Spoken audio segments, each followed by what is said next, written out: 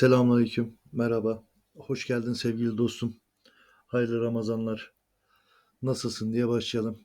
İnşallah iyisindir, keyifli hafta tatilleri dileyelim. Çalışıyorsan da hayırlı işler dileyelim.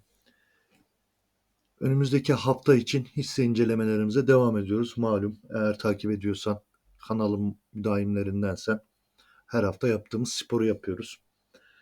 Şimdi cümlelere başlamadan önce ilk kurmam gereken cümle ne diye sorarsan şu: burada anlatacağım hiçbir şey yatırım tavsiyesi niteliğinde değil. Sevgili dostum, tamamen kendi fikirlerim, kendi görüşlerim.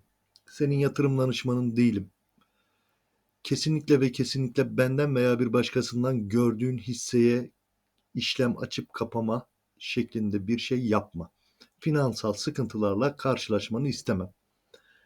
Diğer bir konumuz, YouTube'dan abone olur, Twitter'dan takip edersen inan gerçekten çok memnun olurum. Şimdi inceleyeceğimiz hisse Vestel hissesi. Sevgili dostum,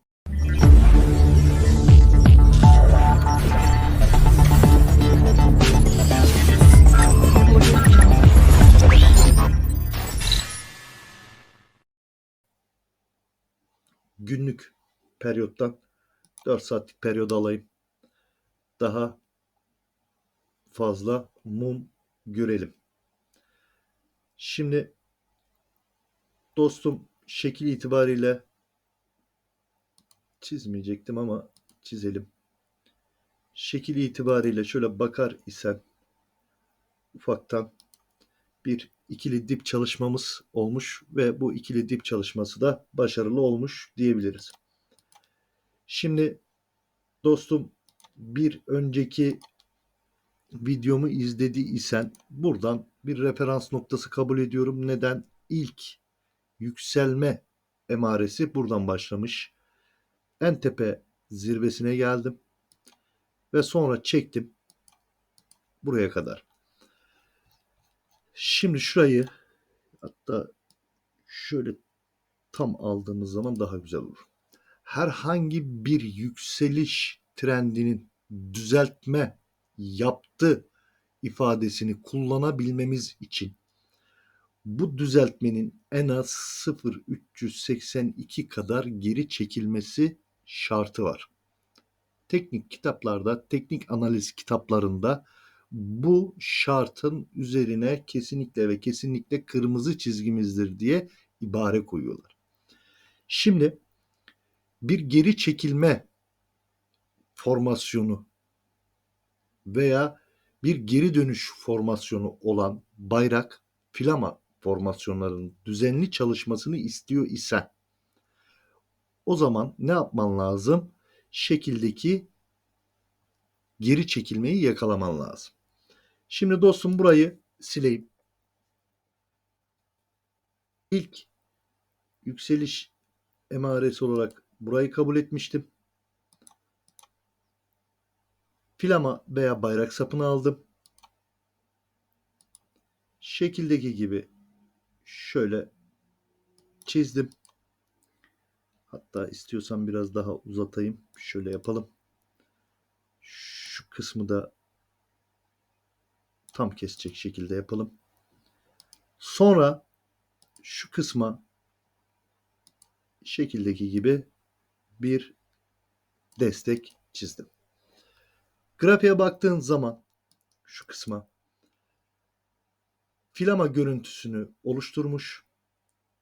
Hatta şekildeki gibi çizmiş olalım. Flama görüntüsünü oluşturmuş. Flama görüntüsünü direnç çizgisine baktığınız zaman burada ne olmuş? 83.80'i kırmış. Devam etmiş 92'ye. Tekrar bir geri çekilme olmuş. Retest yapmış aslında.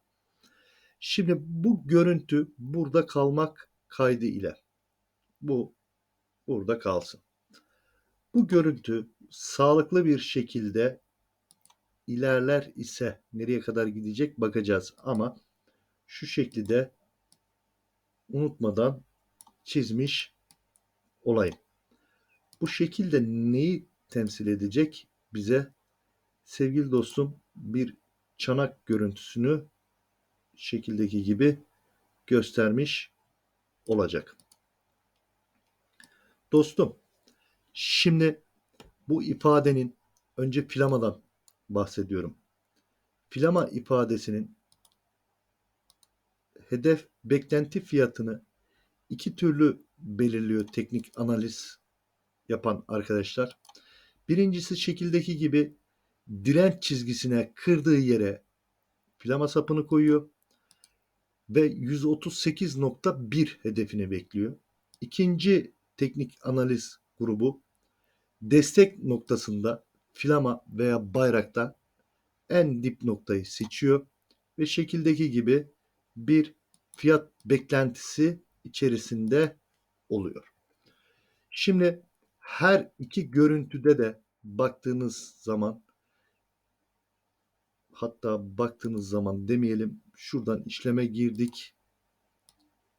Birinci görüntüde %53, ikinci görüntüde %66 gibi bir kar marjı görünümü var. Şimdi bu ifadenin düzenli ve sağlıklı çalışması karşılığında bir tane şekildeki gibi derinlik alır isem, buraya kırdığını farz eder isem,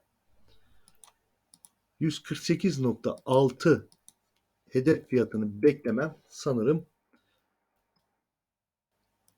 normal karşılanabilir. Şimdi dostum, 99.25 fiyatı senin, benim, işleme girecek herhangi bir arkadaşın çanak boyun çizgisi olarak görmekle mükellefsin. Şimdi ya flamadan fincan kulpu nasıl buldun dersen, şu kısmı silerim. Sen de şuradan çizersin. Şekildeki gibi. Abi ben de derim ki sana, al bu fincan, al bu da sana kulp. Şekildeki gibi fincan kulp oluşmuş olur. Sevgili dostum, buradaki düşüncelerimin ne kadar tutarlı olduğunu ikimizin de test edebilmesi için ne yapıyorduk? İndikatörlere başvuruyorduk. İndikatörleri açalım. İlk açacağımız indikatör üstel hareketli ortalama indikatörümüz. Üstel hareketli ortalama indikatörünü açtığın zaman şekildeki gibi bizi iki tane çizgi karşılıyor. Bu çizgilerden bir tanesi mavi çizgimiz, yani üstel hareketli ortalama, yani EMA 9. Sarı çizgimiz de üstel hareketli ortalama, yani EMA 21. Bunların kesişimi bizim için her zaman değerlidir. Kitaplarda şöyle söylüyor. Diyor ki kısa zamanlı hareketli ortalama uzun zamanlı hareketli ortalamayı aşağıdan yukarı doğru keser ise bu senin benim için bir al işaretidir diyor. Peki bunun doğru olup olmadığını nereden anlarız? Hemen buradan anlarız. Bakın 24 Ocak itibariyle 48-46 fiyatından bir al sinyali vermiş. Nereye kadar? 99.10'a kadar. Sevgili dostum, o zaman bu ifadenin doğru olduğunu ikimiz de gördük sanırım.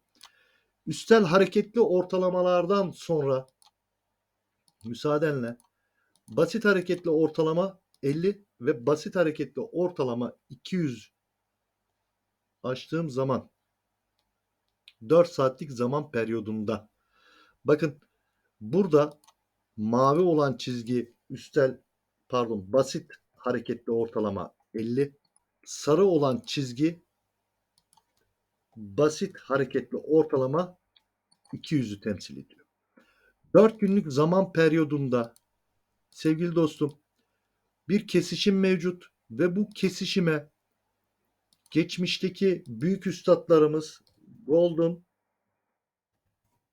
Cross olarak adlandırmış. Altın yürüyüş, altın koşu, muhteşem yüzyıl. Artık sen ne olarak değerlendirirsin bilmiyorum. Dostum, üstel hareketli ortalama ve basit hareketli ortalamadan sonra neye bakalım beraber? RSI ve MACD indikatörlerine beraber açalım. RSI ve MACD indikatörlerini açtığımızda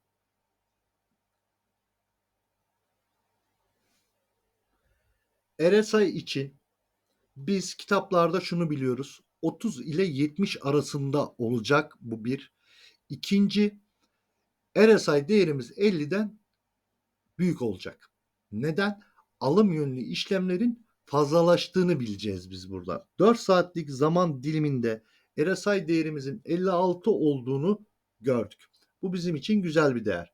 Peki RSI bu da MACD nedir derseniz onu da şuradan açalım. Sevgili dostum, MACD indikatörü gördüğün üzere iki tane çizgiden ibaret. Bu çizgilerden bir tanesi MACD leveli, bir tanesi MACD sinyali temsil ediyor. MACD leveli mavi çizgi, MACD sinyali turuncu çizgi gösteriyor. Aynı hareketli ortalama mantığı ile level çizgisi sinyal çizgisini aşağıdan yukarı doğru keser ise, yani mavi çizgi turuncu çizgiyi aşağıdan yukarı doğru keser ise bu ifade bizim için bir al sinyalidir. Peki bunun doğru olup olmadığını 20 Mart itibariyle vermiş. Nereden bileceğiz derseniz bakın şu kısmı şöyle büyüteyim. Bakın burada 27 Aralık'ta bir al sinyali vermiş. Yetmemiş, gelmiş tekrar 25 Ocak'ta bir al sinyali daha vermiş gibi. Sevgili dostum, burada filama bayrak formasyonunu gördük. İleriki de oluşabilecek bir çanak formasyonu var dedik. Bunların hedef beklenti fiyatlarını söyledik. Üstel hareketli ortalama 9 ve 21'den, basit hareketli ortalama 50 ve 200'den, RSI ve MACD değerlerine bakarak bahsettik burada. Benim anlatacaklarım bu kadardı. Dostum, izlediğin, dinlediğin için çok teşekkür ediyorum. Tekrardan söylüyorum.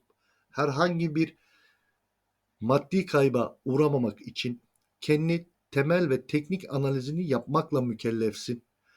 Diğer bir konu, YouTube'dan abone olur, Twitter'dan takip edersen çok memnun olurum. Allah'a emanet ol. Görüşmek üzere. Selametle.